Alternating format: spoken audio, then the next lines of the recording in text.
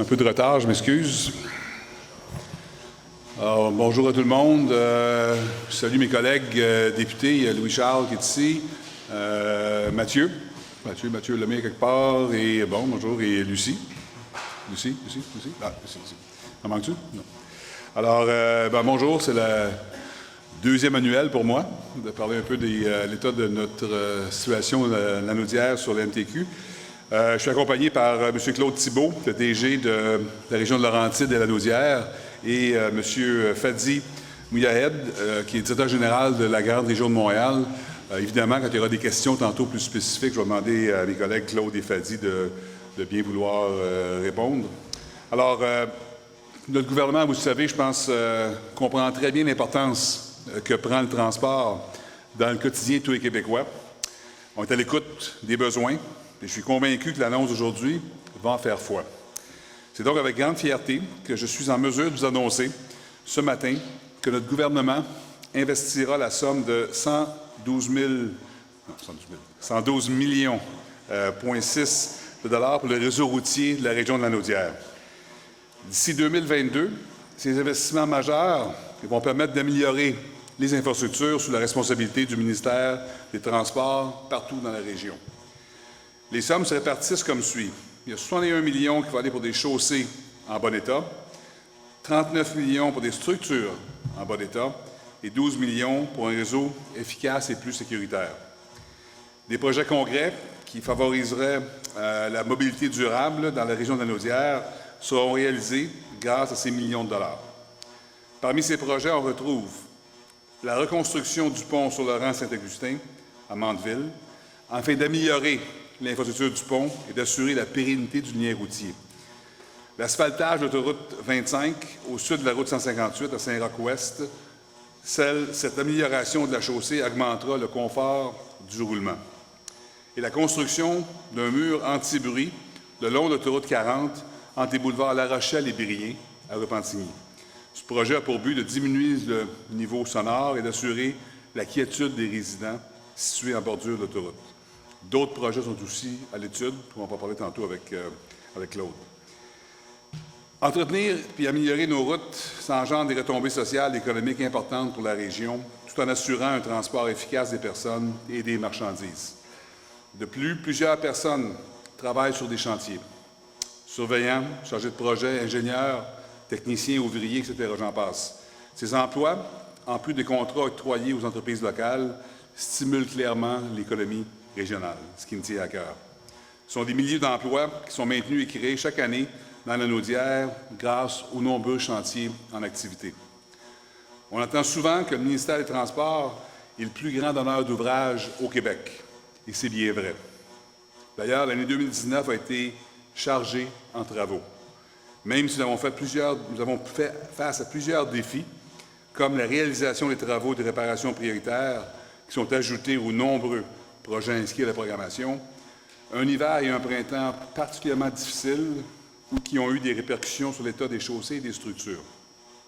Plusieurs projets ont pu être réalisés, notamment l'asphaltage de la route 131, du boulevard Firestone au rang de la deuxième chaloupe à Notre-Dame-des-Prairies, le remplacement des ponceaux sur l'autoroute 25 à Saint-Roch-Ouest, l'asphaltage de l'autoroute 640 entre l'autoroute 25 et le chemin des Anglais à Terrebonne.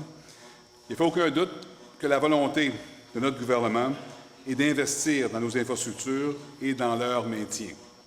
Le travail constant des équipes du ministère des Transports sur le terrain est l'élément clé qui a contribué à ce bilan positif. Les investissements routiers font l'objet d'un processus rigoureux, comme vous le savez, qui se base sur des études détaillées, des inspections régulières de nos infrastructures.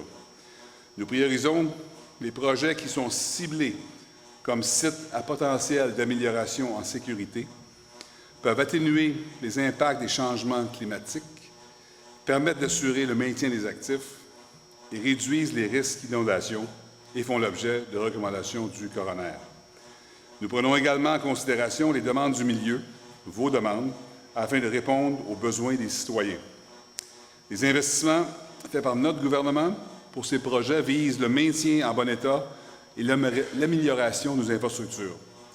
Vous le savez comme moi, la mise à niveau de nos infrastructures prendra encore plusieurs années, voire des décennies.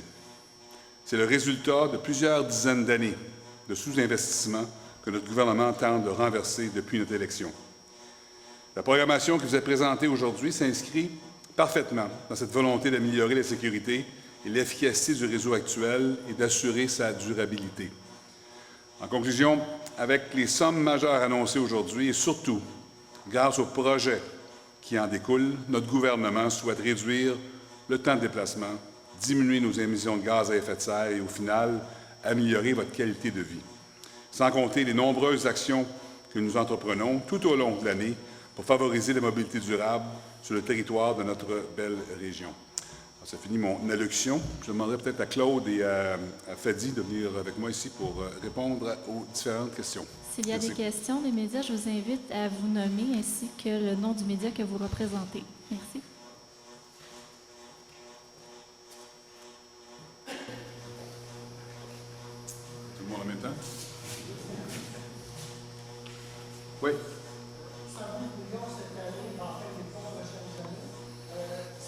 2 ans. 2 ans. 2020-2021, c'est ça.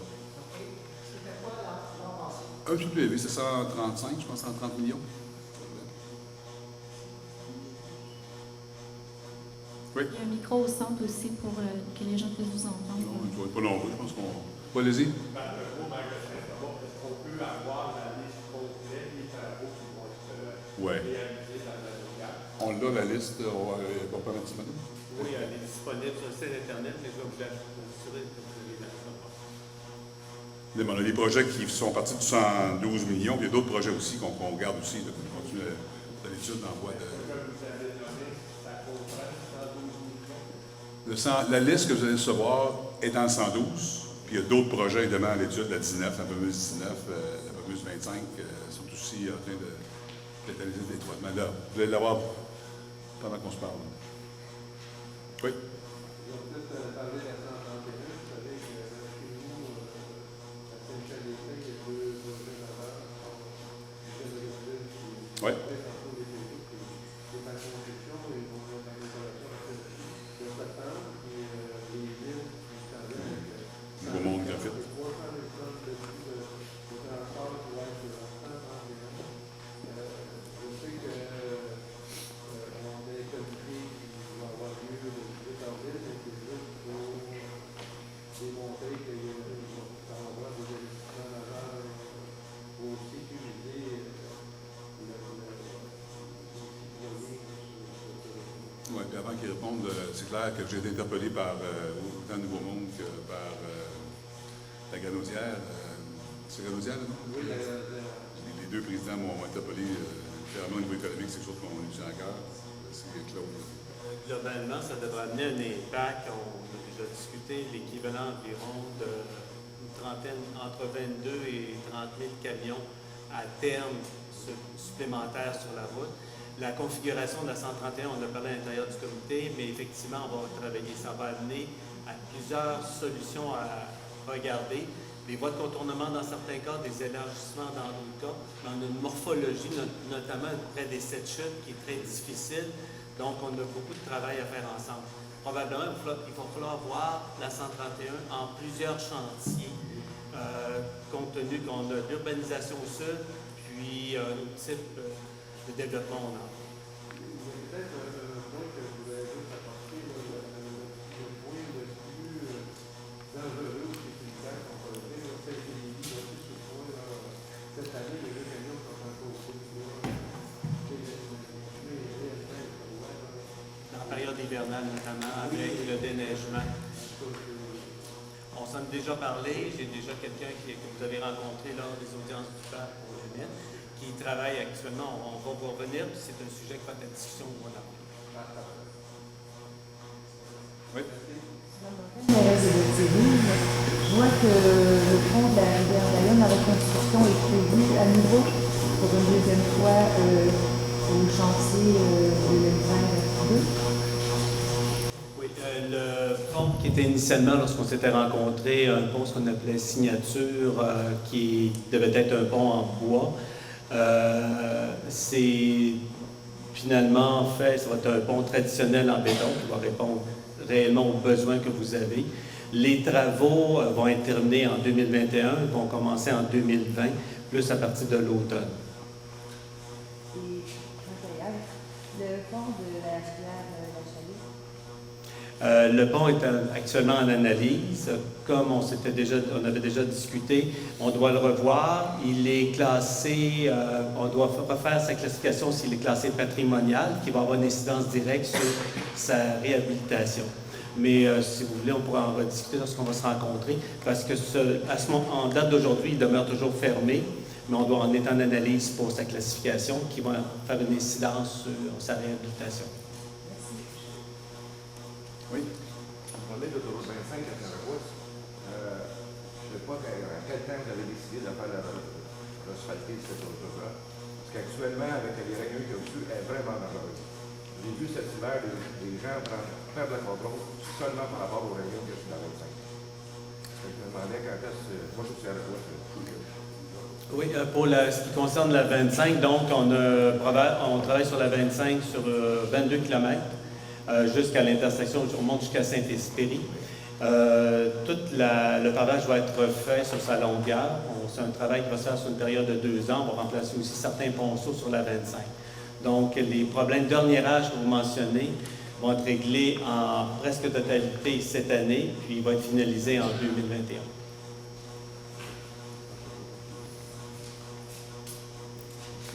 J'inviterai maintenant les députés avant pour prendre des photos. Monsieur Fitzgibbon, parlons d'abord de la région de Berthier. Il y a eu une annonce pour un des 2 ponts aujourd'hui. Pouvez-vous détailler un petit peu qu'est-ce qui s'en vient? Bien, pour ce pont-là, je pense que je laisse Claude parler, mais on voulait carrément adresser l'enjeu qui était discuté depuis longtemps. L'autre pont, mais ça va être un peu plus tard. Il faut évidemment prioriser des dossiers. La MTQ a des dossiers sur la table d'essai qui sont énormes. Alors, je pense qu'avec M. Bonardel, mon collègue ministre, on a fait une purge de ce qui devait être fait dans les prochains 2 ans. Alors, les autres dossiers, on les regarde quand même sur la planche à dessin, puis on va les céduler un peu plus tard. Peut-être pour le premier pont, c'est Claude donner un peu de renseignements additionnels. Merci. Oui, le premier pont, donc, était initialement, on avait rencontré la municipalité pour un pont en structure de bois avec un système pour reprendre un peu les ponts couverts de l'époque. Et ce pont-là, suite à des analyses de sol, nous a amené que ce n'était pas l'idéal dans le secteur. C'est pour ça qu'il va y avoir un pont béton classique, comme c'était jadis, qui va être reconstruit. Les travaux devraient débuter à la fin de 2020, les travaux préparatoires, et par la suite, la construction du pont pour l'été 2021. Donc, ce serait praticable quand? L'ouverture est prévue en 2021. Je ne peux pas vous dire exactement la date, là, mais c'est à l'automne 2021. Maintenant, pour ce qui est du pont de la rivière Chaloupe. Le pont de la rivière Chaloupe, on a une problématique où on a déjà une voie de contournement qui est de 1,2 km, donc très court détour. Le pont de la rivière Chaloupe est un pont qui est à la limite d'un pont patrimonial. Donc, on est en réévaluation pour sa classification. Par la suite, on va voir les interventions qu'on devrait faire à ce niveau-là. C'est pour ça qu'on va rencontrer la municipalité concernant le pont par la suite. Une fois qu'on va avoir reclassifié le pont en fonction de son âge. Il faut savoir que c'est un ancien pont qui a été reconstruit et c'est cette classification-là qu'on n'est pas exactement certain s'il est patrimonial ou pas. Et le calendrier, à quoi on peut s'attendre dans le cas de ce pont-là? Et c'est sûr et certain qu'en date d'aujourd'hui, compte tenu du faible détour 1,2 km, il n'est qu'en planification. Donc, je ne peux pas vous annoncer, ça veut dire qu'il est dans nos cartons pour les 5 prochaines années. Est-ce qu'il va être réalisé dans 3 ans, dans 4 ans, dans 5 ans? Je ne peux pas vous le confirmer. Mais la réponse sur l'étude, l'étude, c'est au courant de 2020. Donc, cet été, on va pouvoir rencontrer la mairesse à qui j'ai justement confirmé un rendez-vous. Il n'y a eu pas d'annonce, j'ai bien vu, là, pour qu'est-ce qui est de la 131 entre l'autoroute et la Valtrie, un chemin qui est extrêmement chaotique. Ça, il y a beaucoup de circulation qui est en croissance dans ce coin-là. La Valtrie se développe beaucoup. Est-ce que ça, c'est étudié? Oui, parce qu'en plus, il va y avoir de la Canaudière, il va y avoir Nouveau Monde Graphite. Il y a beaucoup de trafic, c'est 131 en général. J'ai été interpellé personnellement par les 2 sociétés qui étaient inquiètes aussi, ou pas inquiètes, mais qui étaient soucieuses de s'assurer que nos infrastructures étaient poursuivre les projets économiques qui vont être très valorisants pour la région. Et on est à l'étude sur ça. M. Claude peut donner un peu plus de détails. Oui, on travaille avec la 131 dans son entièreté parce que la 131, c'est de Manawan jusqu'au sud, comme vous parlez, et il y a une grande diversité de types de transport. Transport lourd qui va augmenter avec ce que M. Fitzgibbon mentionnait, notamment avec les mines. Et c'est pour ça qu'on va faire énormément de projets de pavage. On fait 200 km de pavage en 2020-2021. D'autres projets vont se rajouter au cours de l'année. Ça, c'est pour la stabilisation. Mais il y a une étude à voir sur sa fonction totale compte tenu de la volumétrie. Croissance démographique très grande au niveau de la Nodière, des Basses-Laurentides aussi. Donc, on doit tenir compte de toute cette nouvelle dynamique de transport qui est apparue dans les 8 dernières années. On a un comité sur lequel siègent l'ensemble des municipalités de Manawan jusqu'au sud de la Valtrie. Et c'est à partir de ce comité avec lequel qu'on rencontre la deuxième semaine d'avril qu'on travaille à développer ensemble un plan d'intervention qui va être en segment. Lorsque vous avez eu l'intervention de M. Gouin, le maire de Saint-Michel-des-Saints tout à l'heure, j'expliquais que la solution va passer par plusieurs types d'interventions sur sa longueur qui va être différente en fonction de la topographie du sol, en fonction de la topographie du paysage et en fonction de l'utilité de la municipalité. Le maire de Lanoraie et plusieurs dans la région réclament depuis longtemps un élargissement sur la 138, notamment pour les vélos en bordure de la route. Il me semble que j'ai rien vu encore là d'annoncé à ce niveau-là.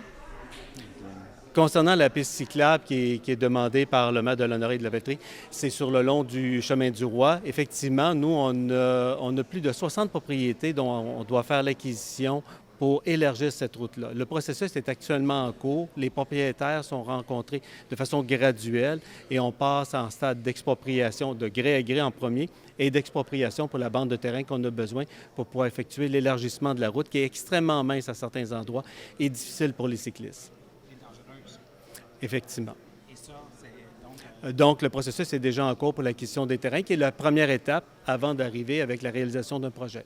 donc peut-être quoi, l'été, ou c'est pas avant de... Ça dépend de la finalité des ententes. Un gré à gré peut se régler très rapidement. Lorsqu'on va parler d'expropriation, il y a un processus qui peut prendre de 18 à 24 mois. Et par la suite, là, on va pouvoir parler de processus de réalisation, plan de vie, appel d'offres, réalisation. Donc, on ne peut pas vous avancer encore un calendrier tant que les acquisitions ne sont pas complétées. Avec les travaux prévus au pont-tunnel, on peut s'attendre à beaucoup de trafic en chemin vers le traversier à Saint-Ignace-de-Loyola. La route, est-ce qu'en ce moment, elle est capable de prendre beaucoup plus de trafic? C'est loin d'être sûr. Est-ce qu'il va y avoir des travaux qui vont être faits là? M. Claude. Oui, donc on va parler d'une problématique d'abord de pavage qu'on a eu l'été passé, que vous avez vu, donc ce qu'on appelle un pelage, le dessus du pavage levet. On a fait certaines interventions, on va faire des interventions plus lourdes. Actuellement, on n'a pas encore une date pour un réaménagement des routes. On va faire l'entretien des routes, on va lui donner son confort de roulement, mais il n'y a pas actuellement de projet de reconstruction ou d'élargissement. L'analyse est en cours toujours pour la volumétrie, qui est toujours croissante dans la Nodière, mais je ne peux pas vous confirmer une date non plus pour une reconstruction de la route elle-même quant à sa largeur et sa fonctionnalité. L'autoroute 40 entre la 131, je veux dire environ 100 km 131 et Berthierville. Une fois qu'on a passé la Valtrie, ça change complètement la chaussée, les gens s'en plaignent. Ça aussi, est-ce qu'il y a quelque chose qui s'en vient là? Bien, dès 2020, vous avez déjà sur l'autoroute 40 plusieurs projets de pavage. On parle d'une vingtaine de kilomètres au total qui vont être réalisés. Notamment, il y a aussi les travaux qui vont se joindre avec l'implantation de la nouvelle halte routière à la Valtrie, qui vont compléter aussi toute la boucle. Donc, on est en opération de pavage pour les 2 prochaines années sur tout le segment de la 40, ainsi que l'intersection de la 31 et de la 40. En partie, je vous dirais. C'est pas le premier engagement que le gouvernement prend pour refaire le pont de la rivière Bayonne. Je peux comprendre, là, à la réponse aux questions que j'ai posées à M. Thibault, qui est de la direction régionale du ministère, que puisque ce n'est plus un pont signature comme initialement c'était prévu, bien, j'ai comme compris qu'on remet le metteur à zéro et on reprend tout le processus. Alors, l'annonce qu'on avait eue l'année passée des travaux en 2020 et de la construction en 2021 semble encore être à jour là-dedans. Pour la rivière Chéla, parce que vous êtes déçus? Bien, je m'attendais un petit peu, c'est tout récent, là, la rivière Chaloupe, qu'on a fait des interventions. Je vous dirais que si on compare à 2008, le pont de la Bayonne, là, qui depuis 2008, on attendait sa reconstruction, celui de la rivière Chaloupe, c'est 2015. Il a été fermé à la circulation en 2016. Mais écoutez, j'ai bon espoir avec le fait que le pont est classé au niveau de l'inventaire de la MRC comme patrimonial, que d'une part, Mme Proulx est sensibilisée à la situation puisque ça brise le chemin du roi et qu'elle est responsable du tourisme dans notre région. Alors, j'ose espérer que les choses vont avancer. Donc, vous allez continuer de faire pression pour que ça bouge rapidement? Tout à fait. Je me dis, est-ce que les nombreuses interventions ont porté fruit? Peut-être, mais on ne laissera pas tomber la serviette. On va continuer à mettre les pressions et les interventions qui sont requises pour mener à terme ces deux dossiers-là. D'autres choses que vous voulez commenter par rapport aux annonces qui ont été faites aujourd'hui? Bien, je vous dirais que c'est un petit peu là, l'ensemble là, de la Naudière, de la région de la Naudière, là, qui voit des améliorations au niveau routier. Moi, personnellement, c'est sûr que ce qui me tient beaucoup à cœur, c'est les ponts, puis je veux en voir la conclusion le plus rapidement possible. On parle aussi de pavage, notamment entre le kilomètre 131 et ce qui mène à Berthier, le bout qui est très, très, très magané sur le 40. Là. Tout à fait. Ça, c'est une bonne nouvelle quand même. Merci beaucoup, madame. Plaisir.